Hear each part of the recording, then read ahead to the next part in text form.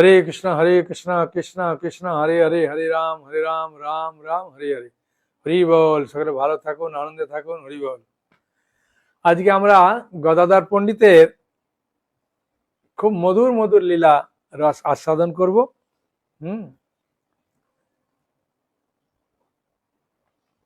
গদাধর পণ্ডিত তিনি নবদ্বীপে অবস্থান করছেন, আর ঈশ্বর পুরীপাদ ঘুরতে ঘুরতে তিনি নবদ্বীপ ধামে এসেছেন।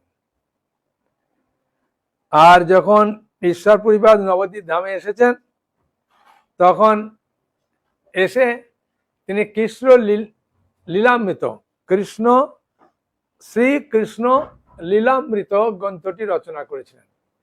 আর শ্রীকৃষ্ণ লীলামৃত গ্রন্থটি রচনা করার পর তিনি এসেছিলেন মহাপ্রভুকে দেখাতে। যেহেতু মহাপ্রভু পণ্ডিত, তার মহাপ্রভু তিনি জানেন যে কোনো মানে বয়োজ্যেষ্ঠ ব্যক্তি কোনো যদি ভুলও কিছু করে, তাকে সংশোধন করানো বা কিছু করানো উচিত হবে না। কিন্তু গদাধর পণ্ডিতকে দেখে ঈশ্বর পুরীপাদ এত আনন্দিত হয়েছিলেন, আনন্দিত হয়ে তাকে ওই কৃষ্ণ লীলামৃতটা পাঠ করে শোনাচ্ছিলেন, আর গদাধর পণ্ডিত মন দিয়ে শুনছিলেন। শ্রীমান মহাপ্রভু গৌরা সুন্দর যখন বিদ্যাবিলাস লীলায় ব্যাপৃত ছিলেন, তখন গদাধর পণ্ডিতদের সঙ্গে একদিন দেখা হয়। আর দেখা হতে গৌর সুন্দর বলেন, গদাধর, হ্যাঁ, তোমার সঙ্গে সাক্ষাতে আমি খুব আনন্দ পেলাম। আমার মনে একটা প্রশ্ন জাগছে, হ্যাঁ, তুমি প্রশ্নের উত্তর দেবে। হাসি দুই হাতে প্রভু রাখিল ধরিয়া, মানে গদাধর দুই হাত ধরে বলছেন, ন্যায় পড়ো তুমি আমার যাও প্রভু দিয়া। গৌরসুন্দর অনুরোধে গদাধর পণ্ডিত তার কথা সম্মত হয়ে বললেন, বলো কি প্রশ্ন। বললেন, মুক্তির লক্ষণ কি। তখন গদাধর পণ্ডিত শাস্ত্রে যেটা আছে সেটাই বললেন, যে মুক্তির লক্ষণ যে আত্মান্তিক দুঃখ বিনাশী হচ্ছে মুক্তির লক্ষণ। মহাপ্রভু বললেন, এটা উত্তরটা ঠিক হলো না, আমি বুঝতে পারলাম না। কারণ গদাধর পণ্ডিতের সিদ্ধান্ত মহাপ্রভু খণ্ডন করলেন। কারণ মহাপ্রভু গৌরসুন্দর সাক্ষাৎ সরস্বতীর প্রতি, সরস্বতী দেবীর স্বামী হচ্ছেন মহাপ্রভু। সাক্ষাৎ শাস্ত্র মানে সাক্ষাৎ তিনি, হ্যাঁ, কৃষ্ণ, নারায়ণ, বিষ্ণু। হ্যাঁ, যেমন বিষ্ণুর পত্নী সরস্বতী, লক্ষ্মী, গঙ্গা, সরস্বতী, হ্যাঁ, এগুলো সব বিষ্ণুর স্ত্রী। সেই হিসাবে সতী, এই সরস্বতীর স্বামী হচ্ছে চৈতন্য মহাপ্রভু, সেই অর্থে। তাই মহাপ্রভুর কাছে তো আর জ্ঞানের অভাব নাই। হ্যাঁ, তখন বলছেন মক্ষং বিষ্ণাং গৃহ লাভং, এই মানে একটু শক্ত আছে। বিচার প্রবর্তন করে অনিত্য সুখ দুঃখ ভোগকারী স্থূল এবং সূক্ষ্ম উপাধিদ্বয়ের অবস্থানের অনিত্যত্ব এবং জীবাত্মার স্বরূপ ধর্ম শ্রীকৃষ্ণ ভক্তিকেই মুক্তির লক্ষণে স্থাপিত করলেন। মানে মহাপ্রভুর বলা তো সাধারণ নয়। বলছেন, ন্যায়শাস্ত্রে যে মুক্তির লক্ষণ তা দোষযুক্ত ও অকর্মণ্য, মহাপ্রভু তা প্রদর্শন করলেন। গদাধর পণ্ডিত ন্যায় সূত্র থেকে বলেছিলেন, তা মহাপ্রভু বলেন এটা ঠিক হবে না। হ্যাঁ, বলে মহাপ্রভু গৌরসুন্দর মাধ্যাচার্যের লিখিত একটা জায়গায় যে আছে, যে মক্ষং বিষ্ণাঙ্গি লাভং, হ্যাঁ, এই কথাটি মাধ্যমে বোঝালেন যে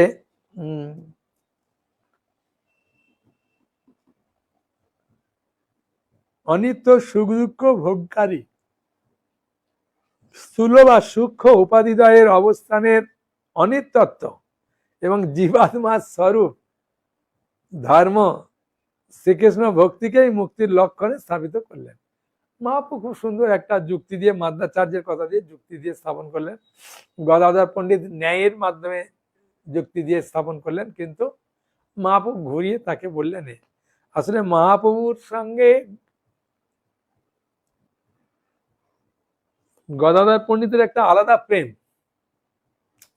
হঠাৎ মহাপ্রভু বলতেন, গদাধর বলো তো এটা কোন গাছ? তখন মহাপ্রভু মনে করুন বলল যে সত্যি করি কাঁঠাল গাছ, তো কাঁঠাল গাছ। মা বলে না, এটা কাঁঠাল গাছ না, এটা আম গাছ। তখন গদাধর পণ্ডিত বলছে, কোথায় এটা আম গাছ? এটা তো কাঁঠাল গাছ। তুমি কাঁঠাল দেখাও। তখন গদাধর পণ্ডিত দেখলো যে সিজন না থাকে, দেখাতে পারে না। কিন্তু মহাপ্রভু বললে আম গাছ, বলে তুমি আম দেখাও, সঙ্গে সঙ্গে আম দেখে দিল। তো এরকম কিছু কিছু কাজ আছে যেগুলো অসম্ভবকে সম্ভব করে দিত মহাপ্রভু।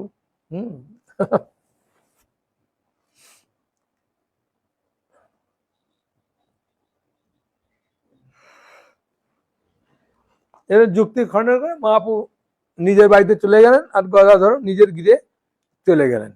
হ্যাঁ, যেমন হয় বন্ধু বান্ধব রাস্তায় দেখা হয় না, দেখা হওয়ার পরে যে যার বাড়িতে যায়, গদাধর নিজের বাড়িতে গেলেন, আর মহাপ্রভু তার নিজের বাড়িতে চলে গেলেন।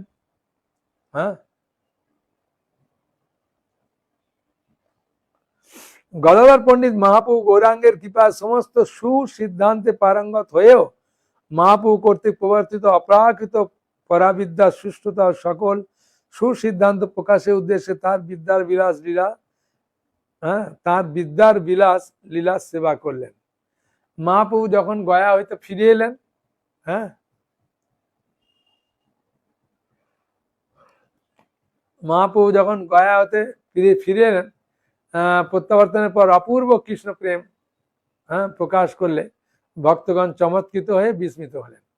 মহাপ্রভু ভক্তগণকে বললেন, আজ সকলে গৃহে গমন করো। মহাপ্রভু ভক্তগণকে বললেন, আজ সকলে গৃহে গমন করো। আগামী কাল তোমরা সকলে শুক্লাম্বরের গৃহে মিলিত হবে। শুক্লাম্বর ব্রহ্মচারী খুব গরিব ছিলেন, তা তার বাড়িতে মহাপ্রভু যাবেন। তা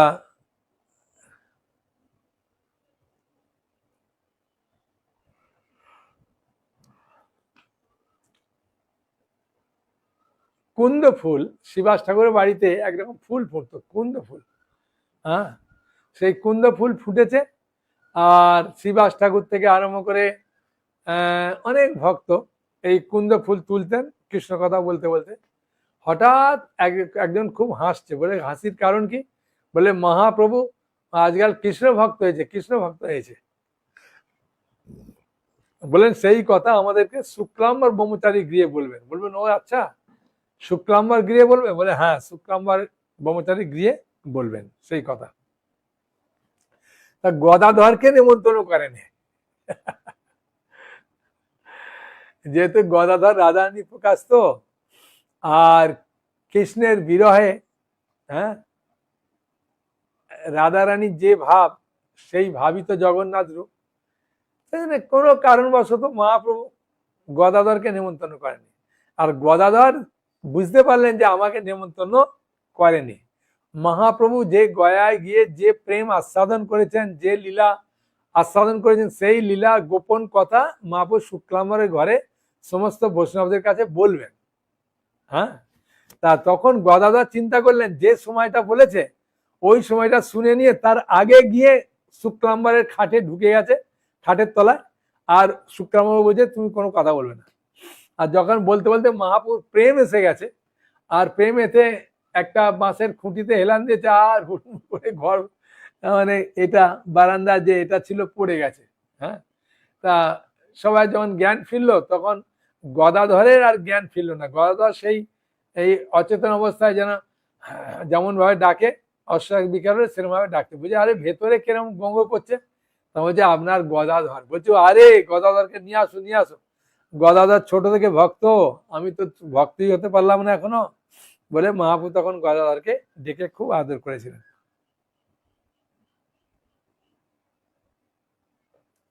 বলছে শুনিয়া এসব কথা প্রভু গদাধর শুক্লাম্বর গৃহপতি চলিলা সত্তর, কি আখ্যান কৃষ্ণের কয়েন শুনি গিয়া থাকিলেন শুক্লাম্বরের গৃহে লুকাইয়া, মানে খাটের তলায় লুকিয়েছিলেন। তা গৃহের ভিতরে মূর্ছা গেল। তা মূর্ছা যখন হলো, তাই মহাপ্রভু ক্রন্দন ধ্বনি শুনে বলছেন, প্রভু বলে কোনজন গৃহের ভিতর? ব্রহ্মচারী বলেন তোমার গদাধর। হেড মাথা করিয়া কান্দেন গদাধর, দেখিয়া সন্তোষ প্রভু বলে বিশ্বম্ভর। প্রভু বলে গদাধর তোমার সুকৃতি, শিশু হইতেই কৃষ্ণেতে করিলা দৃঢ়মতি। শিশু থেকেই তোমার কৃষ্ণ দৃঢ়মতি আছে। আমার সে হেন জন্ম গেল পিতার রসে, পাইলু অমূল্য নিধি গেল দিনেও দোষে। হ্যাঁ, তখন মহাপু গদাধরের খুব গুণগান করছেন। হ্যাঁ, আর গদাধর কান্না করছেন।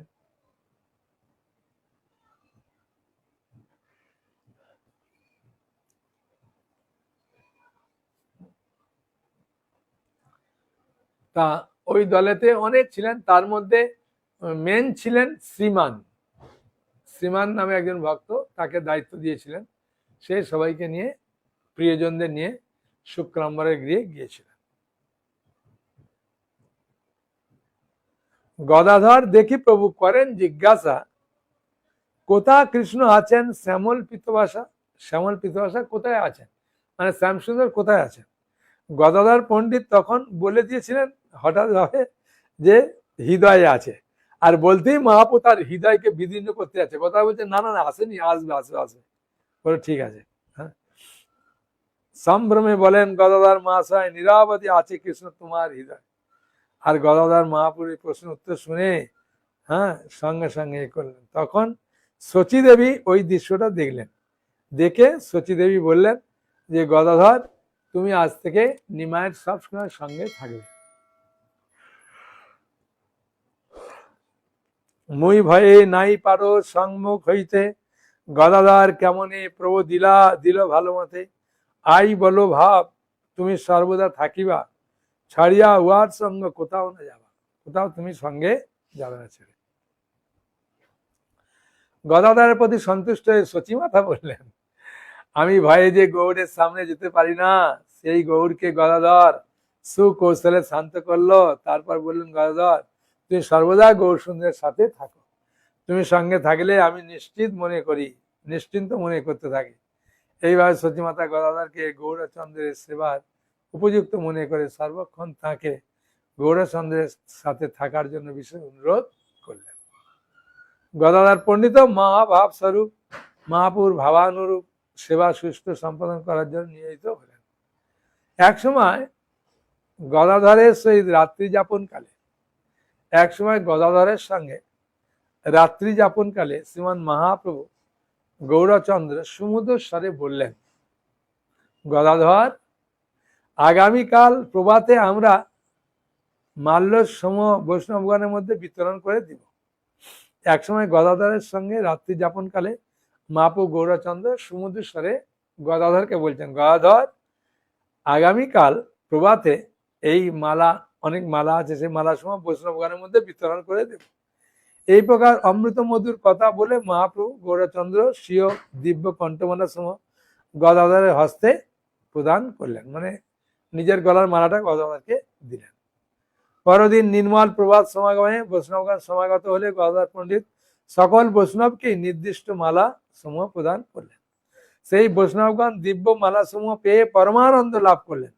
তারপর বৈষ্ণবগণ অতি উৎফুল্ল চিত্তে গঙ্গায় গিয়ে স্নান আদি পূর্বক যথাবিহিত জগন্নাথের পূজাদি সম্পাদন করলেন। তারপর ভগবত প্রসাদ গ্রহণ করে ইষ্ট চিত্তে শ্রীমন মহাপ্রভুর সমীপে আগমন করলেন। তারপর ভগবত প্রসাদ গ্রহণ করে ইষ্ট চিত্তে মানে আনন্দে মহাপ্রভুর সামনে আগমন করলেন। শ্রী গদাধর প্রিয় গৌরচন্দ্রের প্রত্যহ উত্তম দ্রব্যাদি প্রদান করতেন। মুরারিগুপ্তের কর্চায় বলা হয়েছে, গদাধর প্রত্যহং তং চন্দন নিনালু লেপনম কৃত্তা মল্লোদিকাত্রেষু দদাতি সততং মুদা। অর্থাৎ শ্রী গদাধর প্রত্যহ শ্রীমন মহাপ্রভু শ্রী অঙ্গে সুগন্ধি চন্দন দ্বারা অনুলিপ্ত করেন। মহানন্দে তদীয় অঙ্গে নিয়মিত মাল্য আদি সমর্পণ করেন। শয়ন মন্দিরে মহাপ্রভু গৌরাঙ্গের জন্য মনোহর শয্যা রচনা করে তারাই শ্রী পাদান্তিক আপন শয্যা রচনা পূর্বক শয়ন সুখ লাভ করেন। ভক্তি রত্নাকরে এ সম্বন্ধে বলা হয়েছে, শুইবেন গৌরচন্দ্র জানি গদাধর, রচিলেন শয্যা সুকমল মনোহর, শুইতে চলেন প্রভু হইয়া উল্লসিত, গদাই রচিত মাল্য চন্দনে ভূষিত।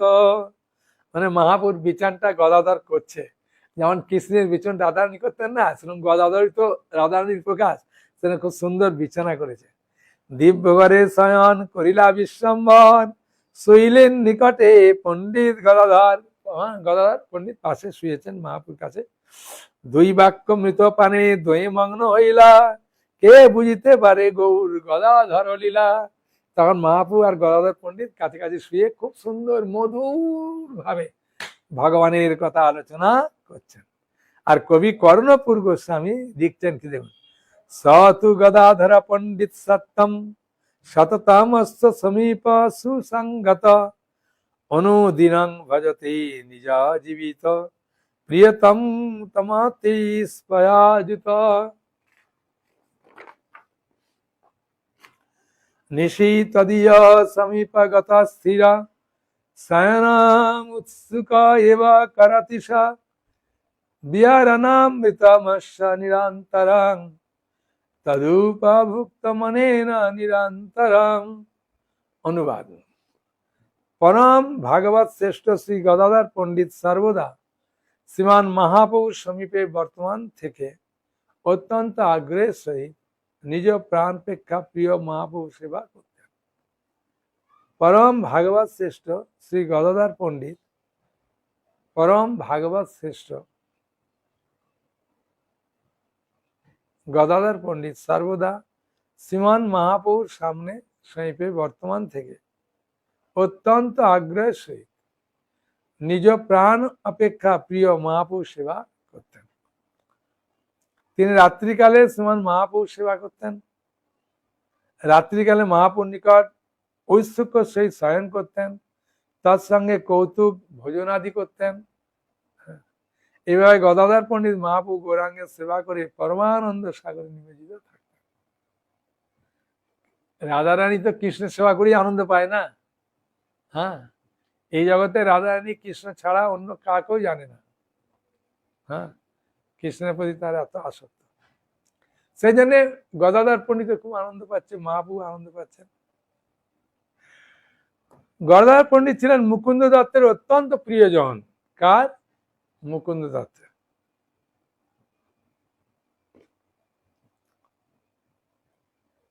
একটা শুভ সংবাদ শোনো, আজ এই নবদ্বীপে এক অদ্ভুত বৈষ্ণবের আগমন হয়েছে। আমার সঙ্গে চলো, সেই অপূর্ব বৈষ্ণব তোমাকে দর্শন করাবো। কে বললেন? মুকুন্দ বললেন গদাধরকে।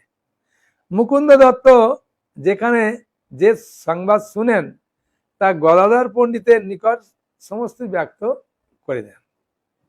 হ্যাঁ, মুকুন্দ দত্তের বাক্য শ্রবণ করে গদাধর পণ্ডিত পরমানন্দ হয়ে কৃষ্ণ কৃষ্ণ বলে মুকুন্দ দত্তের সাথে বৈষ্ণব দর্শনে চললেন। হ্যাঁ, বুঝেছেন? মহাপ্রভু যখন মানে দক্ষিণ ভারতে যেতেন, এটা আমরা সবাই বলতে পারি রাস্তা দিয়ে চলার সময়, কৃষ্ণ কৃষ্ণ কৃষ্ণ কৃষ্ণ কৃষ্ণ কৃষ্ণ কৃষ্ণ হে কৃষ্ণ কৃষ্ণ কৃষ্ণ কৃষ্ণ কৃষ্ণ কৃষ্ণ কৃষ্ণ হে কৃষ্ণ কৃষ্ণ কৃষ্ণ কৃষ্ণ কৃষ্ণ কৃষ্ণ রক্ষম পাইমাম কৃষ্ণ কৃষ্ণ কৃষ্ণ কৃষ্ণ কৃষ্ণ কৃষ্ণ রক্ষমাম কৃষ্ণ কেশব কৃষ্ণ কেশব কৃষ্ণ কেশব পাইমাম রাম রাঘব রাম রাঘব রাম রাঘব রক্ষমাম। পাইমাম মানে পালন করুন, রক্ষমাম মানে আমাকে রক্ষা করুন। কৃষ্ণ কৃষ্ণ। তাই গদাধর পণ্ডিত যাই বলেছেন মুকুন্দের সঙ্গে দেখা কৃষ্ণ কৃষ্ণ কৃষ্ণ বলে উঠেছে। হ্যাঁ, তাই বিদ্যানিধির স্থানে গমন করে গদাধর পণ্ডিত এই পুণ্ডরিক বিদ্যানিধির কাছে গেছে। উনি নবদ্বীপে থাকতেন, তো ওখানে বৈষ্ণব দর্শনে গেছেন। বিদ্যানিধি মহাশয় আগত গদাধরকে বসবার জন্য আসন প্রদান করে তার প্রতি আদর প্রকাশ করলেন। অতঃপর পুণ্ডরিক বিদ্যানিধি শ্রী গদাধরের পরম সুন্দর দিব্য কলেবর দর্শন করে তার নাম ও গ্রাম মুকুন্দ দাসের কাছে জিজ্ঞাসা করেছিলেন যে কি নামের, হ্যাঁ, আর পরিচয় বলো। বুঝছেন? মুকুন্দদত্ত বললেন ব্যবহারিক বিচারে মাধব মিশ্রের পুত্র, আর বাল্যকাল হতেই এ সংসারের প্রতি অনাসক্ত। ভক্তিপথে ভক্তিপথে রত ভক্তগণের সঙ্গ ভালোবাসেন। যারা ভক্তিপথে আছে তাদের সঙ্গ করতে উনি খুব ভালোবাসেন। এখন তোমার আগমন শ্রবণ করে তোমাকে দর্শনের জন্য এসেছেন। মুকুন্দ পুণ্ডরীক বিদ্যানিধিকে বললেন। আসলে পুণ্ডরীক বিদ্যানিধির সঙ্গে মা মুকুন্দের কি সম্পর্ক না, পুণ্ডরীক বাড়ি যে বাংলাদেশে, সেই তার বাড়ির পাশেই মুকুন্দ দত্তের বাড়ি। সে মুকুন্দের সঙ্গে পরিচিত আছে, চেনা আছে, ওই জন্য তুমি তো সম্বোধন করছো। হ্যাঁ, মুকুন্দ দত্ত বাক্য শ্রবণ করে পুণ্ডরীক বিদ্যানিধি শ্রী গদাধরের প্রতি সন্তুষ্ট হয়ে তাঁর সাথে কথাবার্তা বলতে লাগলেন, কিন্তু গদাধর আর বিদ্যানিধির বিলাসিতা প্রদর্শন করতে লাগলেন।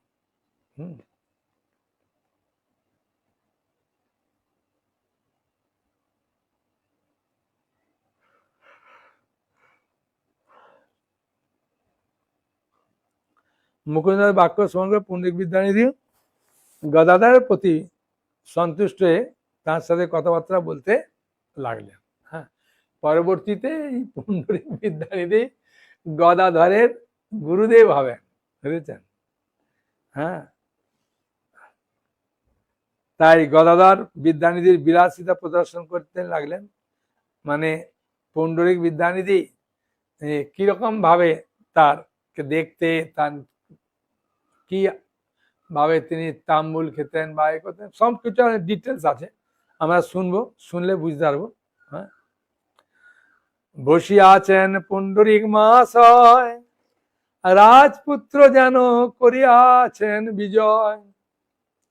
তিনি সত্যি কথা পুণ্ডরিক বিদ্যানিধি জমিদার, তো সেনা একদম বসে আছে খুব সুন্দর হবে, সেটাই বলছেন। রাজপুত্র যেন বসিয়া আছেন বিজয়, বিজয় করে যেন রাজপুত্র বসে আছেন। দিব্য খট্টা ইঙ্গুলে পিতলের শোভা করে, দিব্য চন্দ্র তাপ তিনি তার উপরে। দিব্য খট্টার হিঙ্গুলে, মানে খট্টা মানে খাট, হ্যাঁ, দিব্য মানে চিন্ময়, সে চিন্ময় খাটের ইঙ্গুলে পিতলে দিয়ে খুব সুন্দর খাটের বর্ণনা করছে, এইভাবে আছে। চন্দ্রতাপ তিন তার উপরে,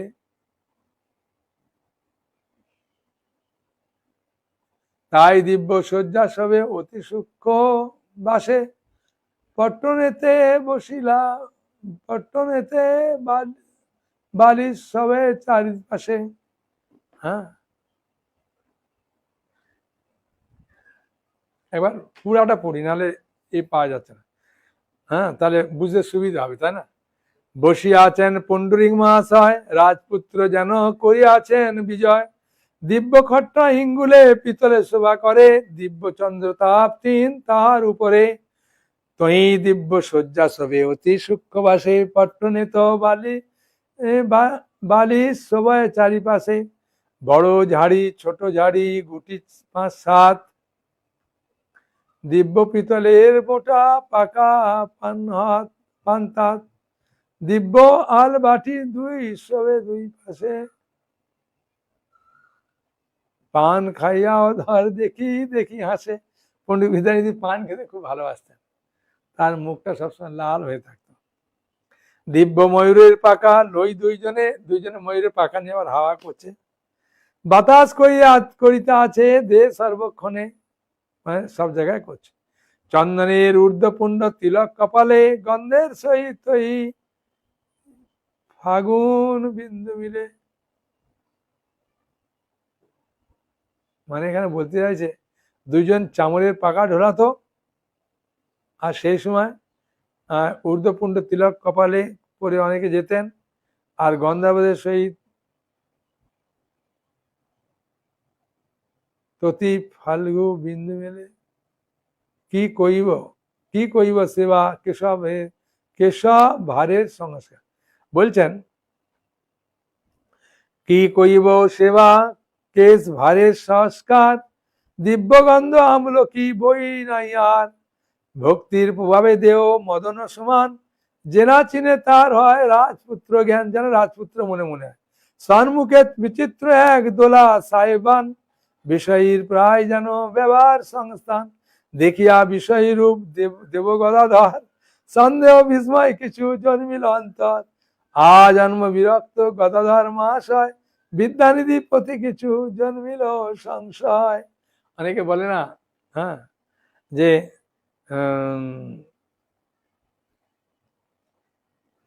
ওই বিষয় লোকের মতো তিনি সবকিছু ব্যবহার করছেন, হ্যাঁ, গন্ধ আমলকি মানে গন্ধ বেরোচ্ছে, মানে মাথার চুলে দিয়েছেন, তারপরে সবাই হরিনাম করছে, বিষয়ের ভাব বিষয়ী পায়।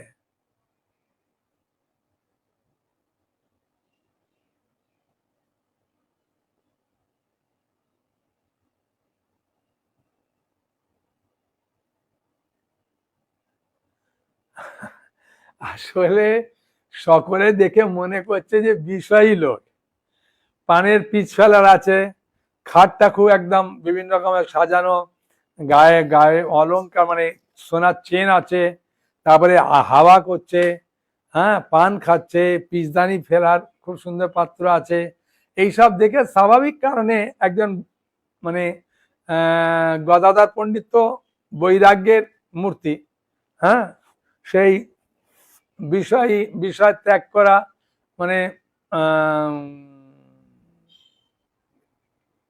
যে বৈরাগ্য জীবনযাপন করে, ও যদি ব্যক্তি এইসব দেখে ওর কি মনে হয় যে বাবা এই কোন বিষয়ের লোকের কাছে এলাম রে ভাই। কিন্তু পুণ্ডরিক বিদ্যানিধি এগুলো করতেন কারণ কি, যাতে ওর কাছে অনেক লোক দেখে মনে করতে বিষয় এর কাছে আর কি যাব, হ্যাঁ, সেই জন্য মানে একটা অন্য উদ্দেশ্য নিয়ে করতেন, সেই উদ্দেশ্যটা আমাদের জানা দরকার। আর মুকুন্দ এগুলো দেখে ওর মনে একটা সন্দেহ জাগছে, দূর কোথায় একটা বললো ভালো বৈষ্ণব দেখাবো, কোথায় নিয়ে এলো, হ্যাঁ, পান খাচ্ছে, তারপরেতে পিচদানিটা এত সুন্দর আর খাটটা এত সুন্দর, তারপরে খুব সুন্দর পাঞ্জাবি ধুতি একদম চকচক করছে, সোনার হার গলায় পড়ে আছে, এ কি করে হলো, মনে একটা সন্দেহ জেগে গেল, হ্যাঁ, মুকুন্দ দত্তের এই এই পণ্ডিত এই গদাধর পণ্ডিতের। শ্রীকৃষ্ণ মায়াধীশ, তিনি মায়া প্রকাশ করে বুদ্ধি বিলোপ করতে সমর্থ, তাই গদাধরের বুদ্ধিকে দিয়েছে বিভ্রান্ত করে। শ্রীকৃষ্ণ গদাধরের প্রতি সুপ্রসন্ন, হ্যাঁ, শ্রীকৃষ্ণ গদাধরের প্রতি সুপ্রসন্ন, কারণ রাধারানী না, সুপ্রসন্ন তো হতেই হবে। শ্রীকৃষ্ণের প্রসাদে গদাধরের অজ্ঞাত কিছুই নাই, এখানে বুঝে যায় গদাধরের প্রতি শ্রীকৃষ্ণের কৃপা আছে, তথাপি পুণ্ডরিক বিদ্যানিধি কেন চিনতে পারলেন না? আরে আগের জন্মে তো বাবা ছিলেন, পুণ্ডরিক বিদ্যানিধি তো রাধারানীর বাবা, তো সেই রাধারানী তো গদাধর, এসে আবার বাবাকে চিনতে পারছে না। এটাই হচ্ছে আমাদের লীলা, মৃত্যুর পর আমাদের আত্মীয় স্বজন কেউ চিনতে পারবে না, হ্যাঁ, আমি যে দেহ ধারণ করব সেই দেহ ধারণ করে ওদের কেউ চিনতে পারবো না, ওরাও চিনতে পারবে না, কিন্তু ভগবানের একমাত্র কৃপা হলে, যাদেরকে বলে জাতিস্বর, তারা বুঝতে পারে। এখানে বোঝা যায় গদাধরের প্রতি শ্রীকৃষ্ণের কৃপা আছে, তথাপি পণ্ডিত বিদ্যানিধিকে কেন চিনতে পারলেন না, এই প্রশ্নের উত্তর বলা হয়েছে, কেন চিনতে পারলেন না এটা বলছে। কৃষ্ণ সে মায়াধর, অর্থাৎ জীবের কল্যাণের বা শিক্ষার জন্য শ্রীকৃষ্ণ ভিন্ন ভিন্ন সময়ে ভিন্ন ভিন্ন মায়া ছলনা প্রকাশ করে, মানে জীবের মঙ্গলের জন্যই ভগবান এসব করে। এই মায়া হলো চিৎ শক্তি স্বরূপা যোগ মায়া, লীলা শক্তি, অন্য কোনো মায়া শ্রী গদাধরের মোহ জন্মাতে পারে না। গদাধরের মোহ জন্মাতে পারে না অন্য কোনো। মায়াধর শ্রীকৃষ্ণের শিক্ষাটি হলো এরূপ যে এমন মহাত্মা আছেন যিনি প্রতিষ্ঠার ভয়ে, হ্যাঁ, এই দেখুন এখানে উত্তর দিচ্ছে, যিনি প্রতিষ্ঠার ভয়ে বা স্বীয় ভক্তিকে গোপন রাখা করার জন্য বহির জগতে বিষয় ন্যায় আচরণ করতেন। হ্যাঁ, সাধারণ লোক বহির জগতে আচরণ দেখে, হ্যাঁ, তার কাছে যাতে না আসে, বুঝতে যাতে না পারে, বুঝেছেন?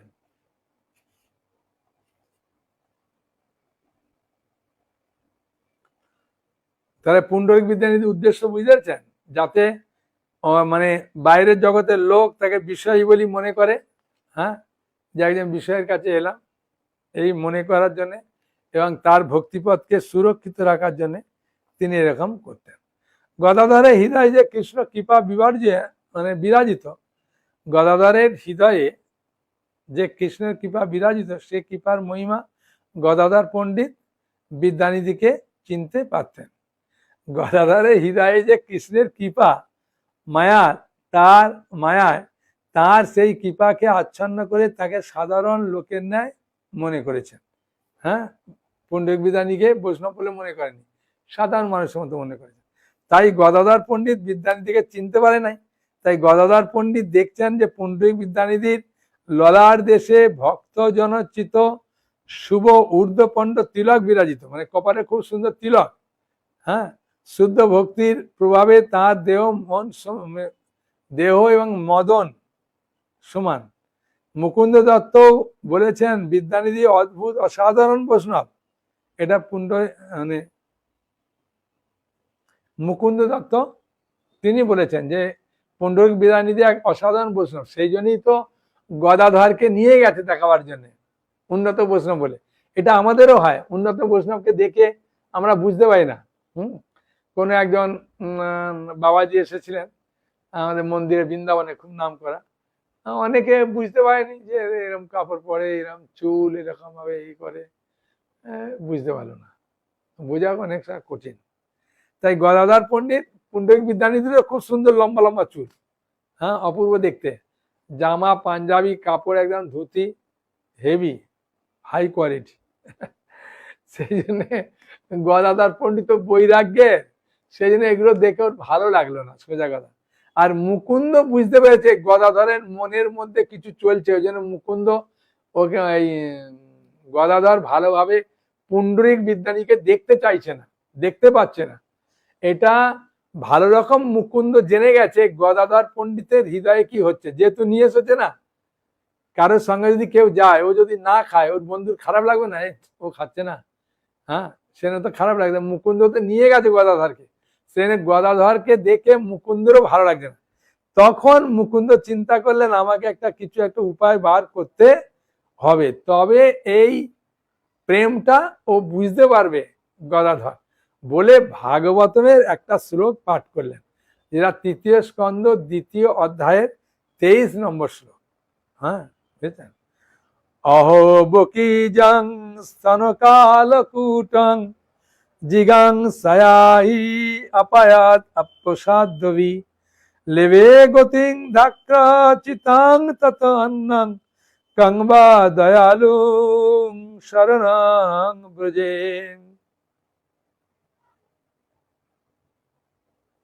বলছেন অহো, শ্রীকৃষ্ণ কি আশ্চর্য কৃপালুতা! হত্যা করার অভিপ্রায়ে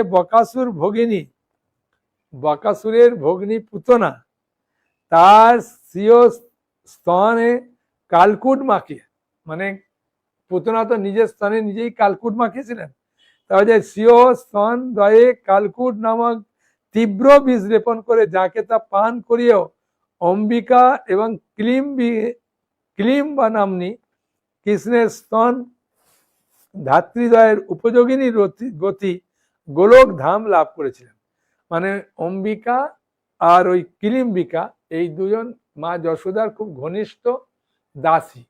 যখন মা যশোদা তাদেরকে দিয়ে কোথাও পাঠালো, তারা কৃষ্ণ বরম খেলতে খেলতে হঠাৎ বলছে আমি মায়ের দুধ খাবো। তখন ওই কিলিম্বিকা আর অম্বিকা, হ্যাঁ, এই দাসীরা চিন্তা করলো না, আরে এত দূর আবার নিয়ে যাবো, এই হবে, ঠিক আছে বাবা এসো বলে আড়াল করে তাদের দু ভাইকে স্তন পান করিয়ে দিতেন। ওই কিলিম্বিকা দাসী তারই স্তন পান করাতেন। হ্যাঁ, আসলে এই যে দুধ আসে না মায়ের বুকে, এটা স্নেহের বশবর্তী হয়ে আসে। হ্যাঁ, তো এখন বলবেন ও তো মা নয়, এ স্নেহের বশবর্তী হয়ে আসতো। কৃষ্ণ বলরামের লীলা ভাই, ওটাতে আমি আর কি জানবো।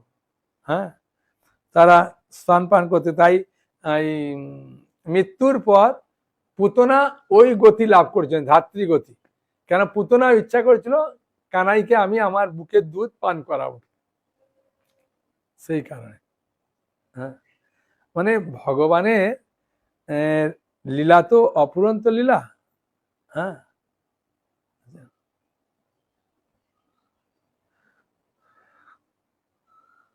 তাহলে আজকে আমরা ক্লাস থেকে বুঝতে পারছি যে আরেকটা শ্লোক একটু পাঠ করে দিই, তাহলে ভালো লাগবে, তারপরে বলবো। পুতনা লোক বালগ্নি রাক্ষসী রুদিরা সেনা জিগাং সাহাপি অপি হরায় স্থানাং দত্তাপ সদ্গতিম। দশম স্কন্ধ ষষ্ঠ অধ্যায়ের এই দশম স্কন্ধ ষষ্ঠ অধ্যায়ের 35 নম্বর শ্লোক। লোকদিকে শিশু সন্তানের প্রাণ বিনাশ করাই যা স্বভাব, লোকদিকে শিশু সন্তানের প্রাণ বিনাশ করাই যা স্বভাব, সেই রক্তপায়িনী পুতনা রাক্ষসী হত্যা করার অভিপ্রায়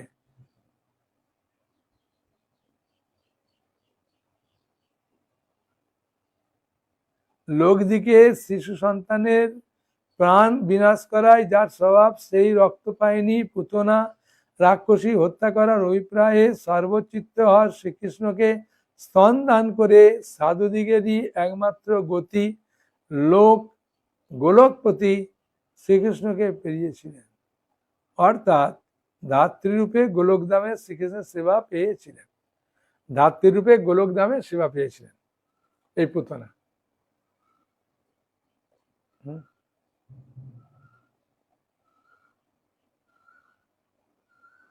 তাহলে আজকে আমরা এই পর্যন্তই পড়ি। হ্যাঁ,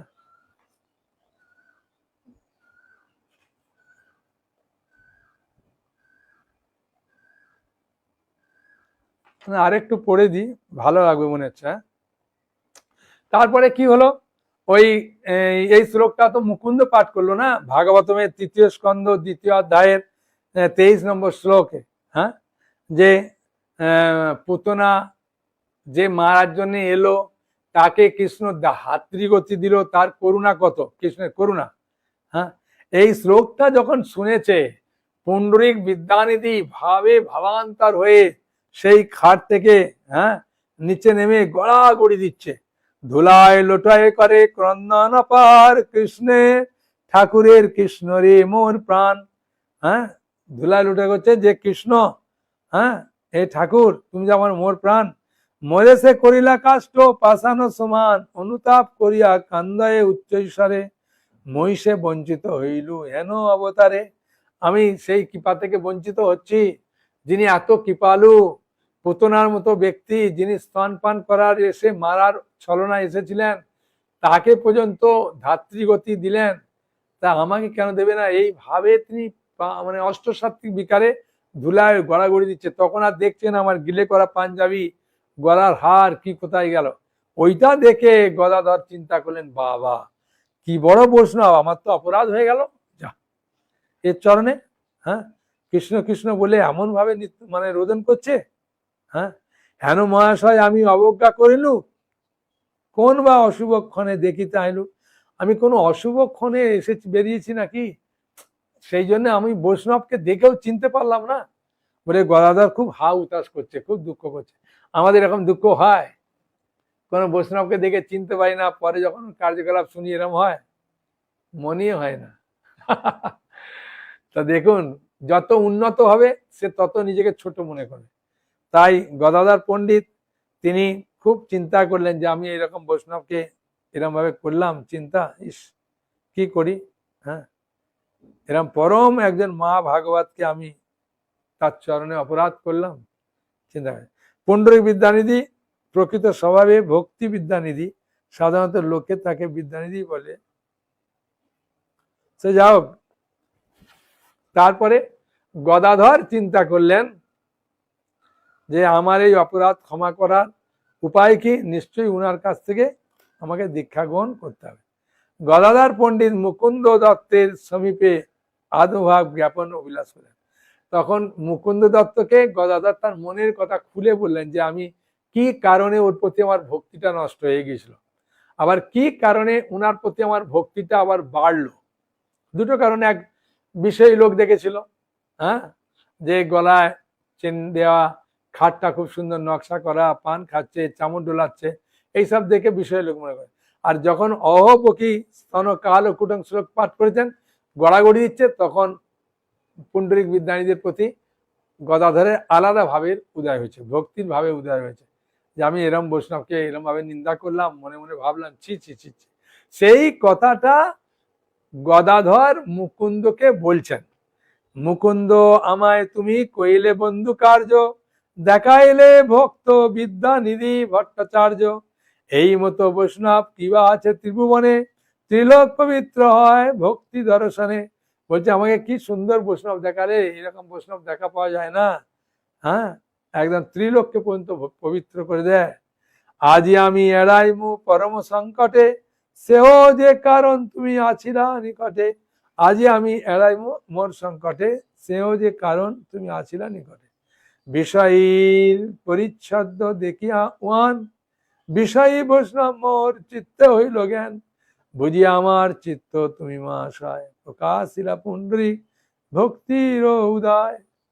এইসব দেখে ওর মনে ভক্তিটা চলে গেছিল। তারপরেতে ওই মানে পুতনার কাহিনীটা শোনার পরে ভক্তিপথে এসেছে। তখন উনি চিন্তা করেন আমার তো অপরাধ হয়ে গেছে, কি করি, খুব হা হুতাশ করছে। হ্যাঁ, বুঝিয়ে আমার চিত্ত তুমি মহাশয়, প্রকাশিলা পুণ্ডরিক ভক্তির উদয়। হ্যাঁ, আমার ভক্তি জীবনে উদয় করে দিলে পুণ্ডরিক বিদ্যানিধি। হ্যাঁ,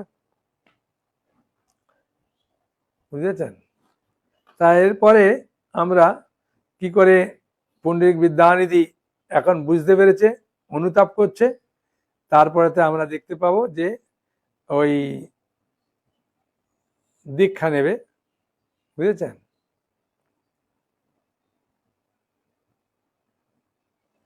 দীক্ষা নিয়ে ওই ক্ষমা, অনেক কারো কাছে অপরাধ হলে তার কাছ থেকে দীক্ষা নিলে একমাত্র এটা উদ্ধারের উপায়। বুঝেছেন? সেই জন্য দীক্ষা নেবেন।